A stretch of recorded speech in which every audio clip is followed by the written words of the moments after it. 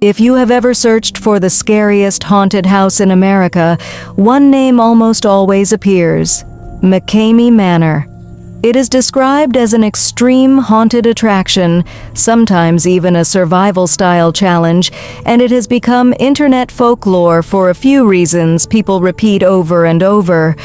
But the real story is not just about fear, it is about the man behind the operation, how the experience is structured, how the legend was built online, and why it escalated into mainstream controversy and official scrutiny. To understand McKamey Manor, you have to start with its creator, Russ McKamey. In profiles and documentaries, he is often described as a Navy veteran who became a major figure in a niche subculture sometimes called extreme haunts. McKamey Manor built its reputation on something different. The pitch was not just that it was scary, the pitch was that it was intense, personal, and unpredictable. It was presented as something you volunteered for, something you chose because you wanted to be pushed beyond what a normal haunted attraction would ever attempt. And that framing matters, because it sits at the heart of the debate that has followed McKamey Manor for years. Supporters say it is consenting adults signing up for an extreme experience. Critics argue that consent is not meaningful if the participant is pressured, overwhelmed, or unable to stop on their own terms once it begins. Long before this became a national argument, it started as a local phenomenon. Accounts trace McKamey Manor back to earlier versions of a home haunt, before it grew into something far more controlled and infamous. Over time, it developed a reputation that spread online, helped by word of mouth, reaction videos, and a constant sense of mystery. People did not just ask, "Is it scary?" People asked, "Is it real? Is it legal? And what is actually happening inside?" As the reputation grew, the manor became less of a haunted house and more of a myth. The kind of story the internet loves, because it sits right at the edge of what people can believe. McKamey Manor has been described as requiring participants to meet strict conditions before they are even allowed to try. Reporting and official materials have described requirements like age limits, medical clearance, proof of health insurance, and background checks. There is also the waiver, frequently described as extremely long, with additional acknowledgments and a broader screening process. This is not presented like buying a ticket at a seasonal attraction. It is presented like applying for a challenge. That structure is one reason the story is so polarizing.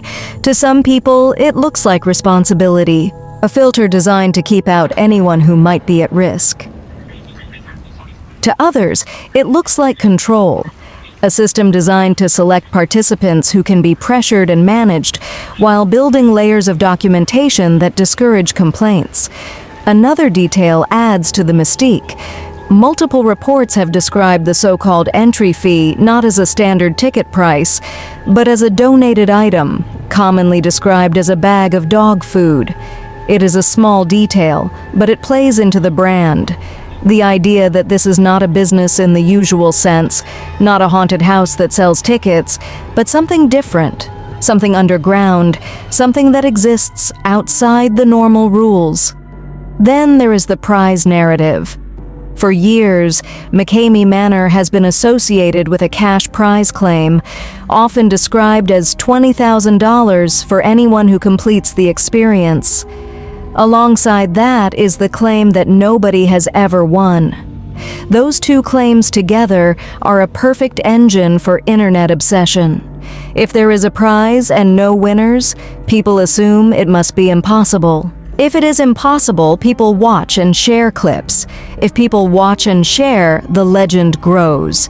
But journalists and critics have questioned the prize concept and the terms, arguing that the rules allow the operator to disqualify participants at will, or that the finish line is not clearly defined in a way that makes completion realistic. Whether you see that as showmanship or a red flag depends on what you believe the manor truly is. Because at its core, this is the question: is McKamey Manor a performance? Or is it something else? As attention increased, the manor became a subject in the broader conversation about extreme haunted attractions. Documentaries exploring the haunt subculture highlighted it as one of the most notorious examples. Long-form reporting emphasized that it was not a typical haunted house experience and that participants reported extreme physical and mental stress. This is also where the public split hardened. One side argues that adults can choose what they do. They sign paperwork. They go through screening. They can refuse to participate. The other side argues that the nature of the experience makes those choices murky once it begins. That pressure, exhaustion, confusion, and fear can undermine a person's ability to withdraw freely, even if they technically agreed on paper. Over time, the operation also changed locations. Reporting and timelines have described the manor as originating in the San Diego area, with later relocation to Tennessee and references to related activity in Alabama during parts of its history. By the time it was in Tennessee, the controversy was no longer local, it was national. And the internet was no longer just watching. People were organizing. Petitions calling for McKamey Manor to be shut down gained traction and spread widely. Critics used language that framed it not as a haunted attraction, but as something closer to harm. Supporters pushed back, calling it an exaggerated story driven by viral clips and rumors. But petitions do one thing very well. They turn online outrage into real-world pressure, and eventually that pressure collided with mainstream media again in a major way.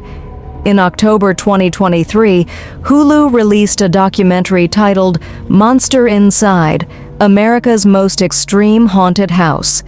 The documentary helped reignite widespread attention, and it also brought the story into a more formal arena, where claims are not just debated in comment sections, but examined by institutions that can demand information and records.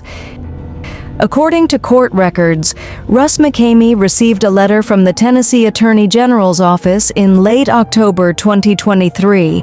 The letter referenced the documentary, expressed concerns about alleged practices, and indicated that a formal request for information and documents would follow.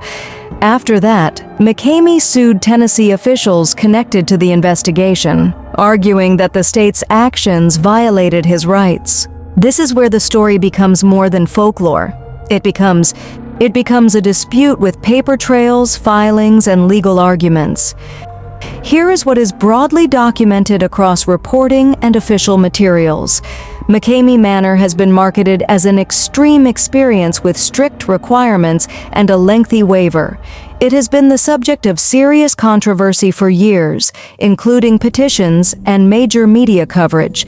And in late 2023, the Tennessee Attorney General's office opened an investigation into concerns tied to its operations, followed by legal action from McKamey challenging that scrutiny. Here is what remains disputed: the most serious claims about what participants endure, how the experience is conducted, whether stopping is honored in practice, and whether the operation is fundamentally entertainment or exploitation. Those claims exist in participant accounts, documentaries, and reporting, but the details vary depending on who is speaking and when. So, what is the bigger theme? McKamey Manor sits at an uncomfortable intersection of entertainment, consent, and control. It is easy to say, adults signed up, so what is the problem? But the harder questions are not about fear, they are about power. When an experience relies on pressure, isolation, confusion, and exhaustion, consent becomes more complicated than a signature. And when the creator controls the rules, the footage, the narrative, and the finish line, the participant is never operating from an equal position. This is why McKamey Manor continues to hold attention even after years of controversy. It forces a question most haunted houses never have to answer. At what point does an attraction stop being a performance and start being something else? McKamey Manor is not just a haunted house story. It is a story about a persona, a system, and the way the internet can turn a niche experience into a national obsession, until officials are eventually forced to take a closer look. And if there is one reason this story refuses to die, it is this: fear fades. But the question of whether something was entertainment or exploitation tends to follow people long after the lights turn back on.